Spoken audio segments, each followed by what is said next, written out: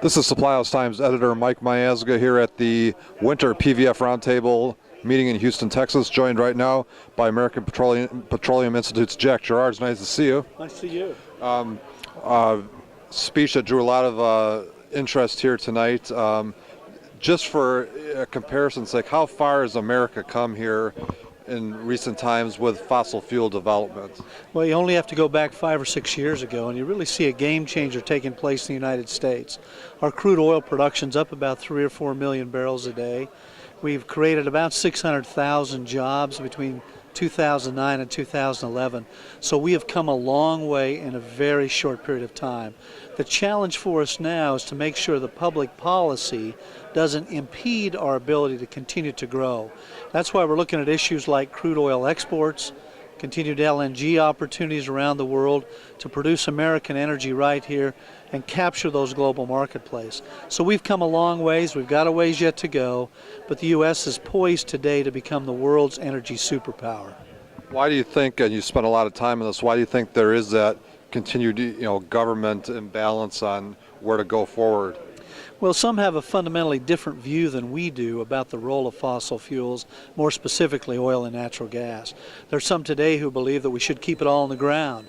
Yet the reality is, when you look at the consumption of oil and gas, it's something we all use every day. It's critical, it's essential to our way of life.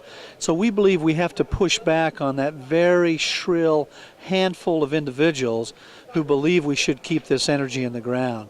And we believe we can do that because the American public's on our side. Poll after poll shows the American public likes producing our own energy. They like creating the well-paying jobs. They like making this energy secure. So it's a multiple win for the nation. We've just got to keep focused on it, make sure we get the policy right. Another key topic in the industry, infrastructure upgrades, and obviously the Keystone XL pipeline. Where do you see that currently, and where might it go in the future, in your opinion? Well, the Keystone XL pipeline is once again passed by the United States Senate. It'll soon be passed by the House of Representatives. The President has threatened to veto it, but there's more than one way to get that done. The Congress could put it on what we call must-pass legislation, where they would put it on a budget bill or something to make it very difficult for the President to veto. So I expect longer term, the Congress, both Republicans and Democrats, aren't going to let this one go. They're going to continue to fight. They're going to continue to push until they get approval of that pipeline, because it contributes to our larger infrastructure discussion, something we need a lot of here: pipelines, rail, barge, highway. The industry is expected to spend $1.1 trillion over the next 11 years building infrastructure. It's a great economic shot in the arm, something we ought to be focused on, and something we shouldn't allow governmental officials to impede or stop. You touched a couple of times.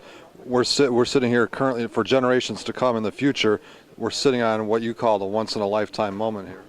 Absolutely. We like to refer to it as the American moment.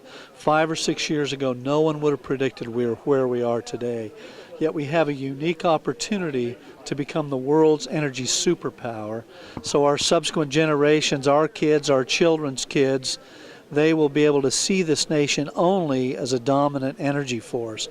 But we've got to get the policy right.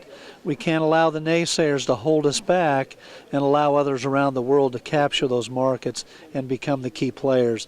It's our opportunity, it's our time, and we believe we're going to have to push hard to make that happen. A lot of great stuff, Jack. Thank you. Thank you. Good to visit with you. For more on the PVF Roundtable, read the March issue of Supply House Times.